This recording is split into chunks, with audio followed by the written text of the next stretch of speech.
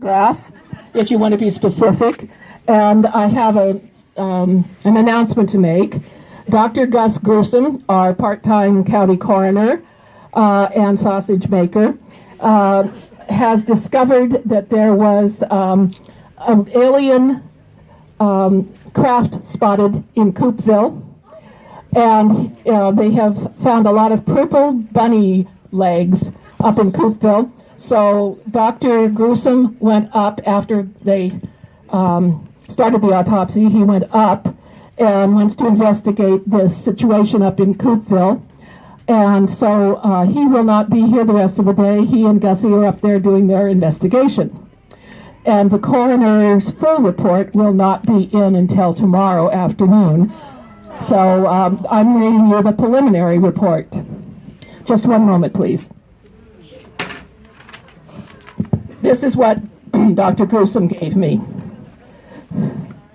Regarding the unattended death of Sir Lawrence Burton, a British citizen and resident of Freeland.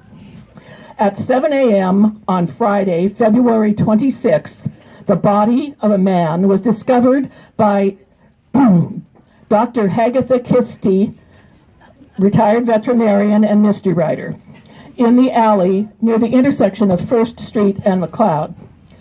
Dr. Christie checked for a pulse. Finding none, she was about to call 911 when her cousin I.B. Fuzz arrived on the scene.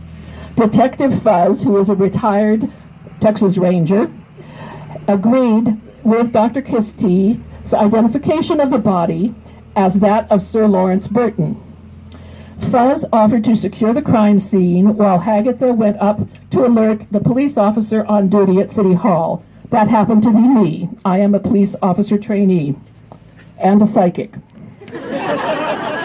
At 7:15, officer trainee polygraph, that's me, and I.B. Fuzz had strung up the police tape around the scene. I held Hagatha Christie's hand and told her to go look for Baskerville, her hound, who had run away, and that she needed to return later for questioning. And then I called the Langley coroner's office, and Dr. Gruesome said he would be right over. Dr. Gruesome arrived at 7:30 with Gussie, his assistant, and wife. After he verified that Sir Lawrence was indeed dead, Dr. Gruesome photographed the scene with Gussie's help, and I bagged evidence as he found it. Detective Fuzz had time to examine the scene until 8 a.m. when Gussie Gruesome removed the body and took it to the coroner's morgue on Dead Goat Road.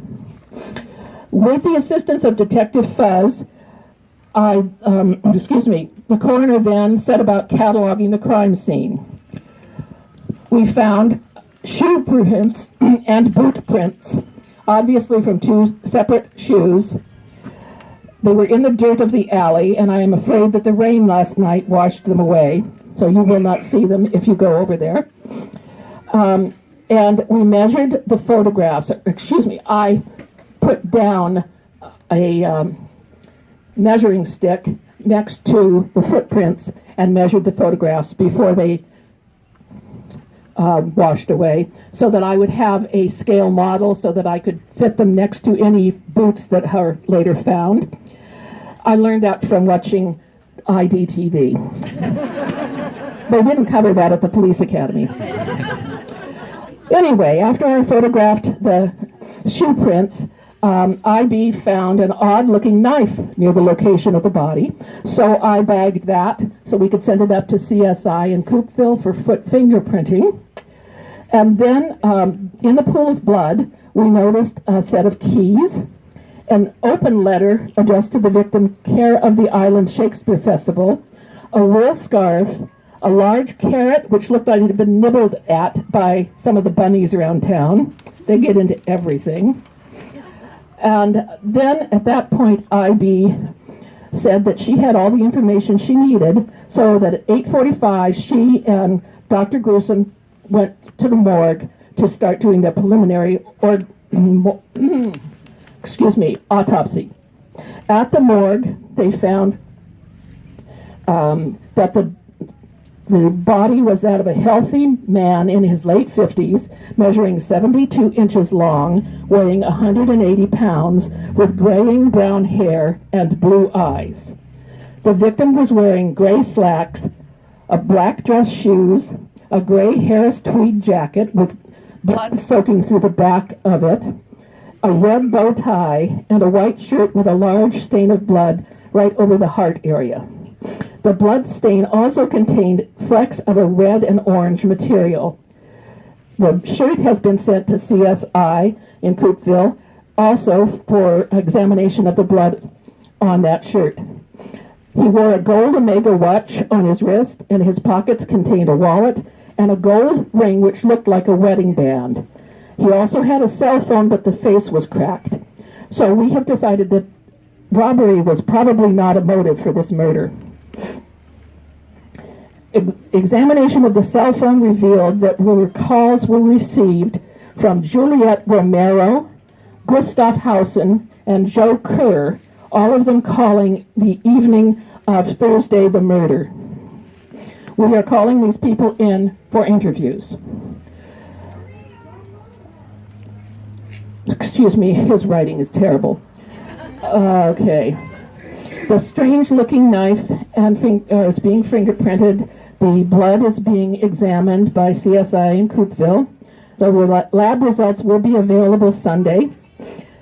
Detective Fuzz left the coroner's office at 2:30. Excuse me, ma'am. Is there a doctor here?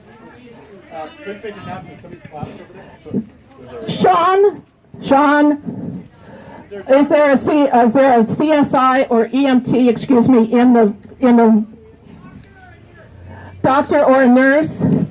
Max's mom? Real life. This is the real thing, please. Is there a nurse in the crowd or a doctor? There's a nurse walking over there. There should be an EMT around here somewhere. They've already been here once this morning. They said there's someone there now. Okay, thank you. Getting back to Dr. Gruesom's report. Okay, where was I? Detective Fuzz left the coroner's office at 2:30 Friday afternoon. She said she wanted to debrief and deploy her operatives to help her investigate the crime while she sits and drinks coffee, which is what she normally does this weekend. At this point, the coroner's office has done all they can until the autopsy is performed Sunday. The lab results and fingerprint results will be in from CSI, and I will be reading them to you at that time at 5 o'clock up at the middle school auditorium. Let's see, what else did Dr. Gruesome have to say here? Oh, okay. There are copies of this coroner's report available at the Chamber of Commerce Visitor Center, where you got your newspapers, and the solution play will be at the auditorium, which is up on Cascade Avenue, next to Woodby Island Center for the Arts, WICA, at 5 o'clock on Sunday. After that, the solution will be posted on the internet. On the website, visit langley.com and click on Mystery. Okay? Thank you for coming.